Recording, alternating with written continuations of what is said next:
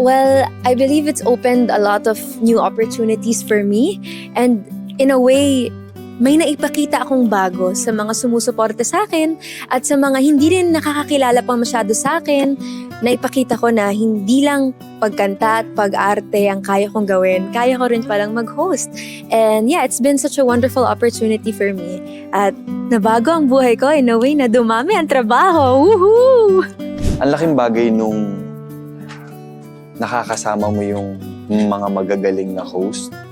When you're surrounded by responsible and intelligent host, nadadamay ka eh. Parang ayaw mo rin na hayaan na sumalang ka na hindi ka prepared. So, I'm really, really grateful because I'm surrounded by Bianca, Robbie, Kim, Melay, na alam mo yun, parang when it comes to hosting, now I feel more confident because of them. Nabago na talaga ng PBB ang buhay ko nung nanalo ako sa PBB noong 2010. Pero mas binago pa talaga niya yung buhay ngayon dahil talagang nagkaroon ako ng direction kung saan talaga ako dito sa showbiz. Because isa ang PBB talaga sa regular show ko dito sa ABS na kung saan nagbibigay talaga sa akin ng syempre pangkabuhayan showcase, diba, sa pamilya ko. And dito, comfortable ako. Syempre, kasama ko yung mga pamilya ni Kuya. Ang sarap nilang kasama sa trabaho. At yung mga staff and crew namin, lalo na yung mga audio man, sobrang silang kasarap trabaho talaga. Kaya, ang masasabi ko talaga, binago nila ang buhay ko in a 360 degrees. 2007, nag-audition ako para maging part ng PBB Teen Edition Plus. 2008, nakapasok na ako. And then, after that, lahat. Sobrang binago ng PBB yung buhay ko in terms of everything. Even yung confidence level ko tumaas after Pinoy Big Brother. Ang dami kong mga learnings na masasabi ko, kahit nag-aaral ako doon, mas marami akong nakuhang aral sa loob ng bahay ni Kuya na hindi ko makukuha sa loob ng paaralan. At yun ay pakikisama, pagpapakatao, at pagiging totoo.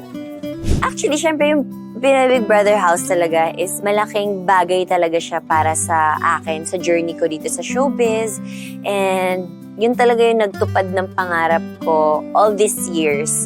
20 years na yung bahay ni Kuya. For the past 19 years, tinulungan niya talaga ako. And for me na naging host din dito sa Pinoy Big Brother is a big thing din kasi meron talagang space sa puso ko si Kuya, and kahit na anong sabihin niya sa akin na ipagawa niya sa akin, gagawin ko talaga. Dahil kung hindi dahil kay Kuya, wala ako dito. Huwag naman lahat, Kuya. Depende na lang talaga. Pero 85% gagawin.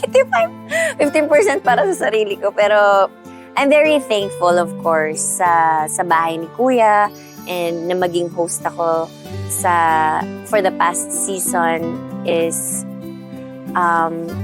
#grateful. Sobrang laking pagbabago ng buhay ko.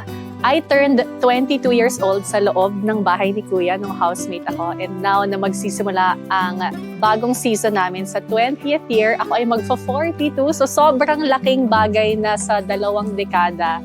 Ito ang naging isa sa mga pinaka masayang trabaho na parang hindi trabaho ng buhay ko.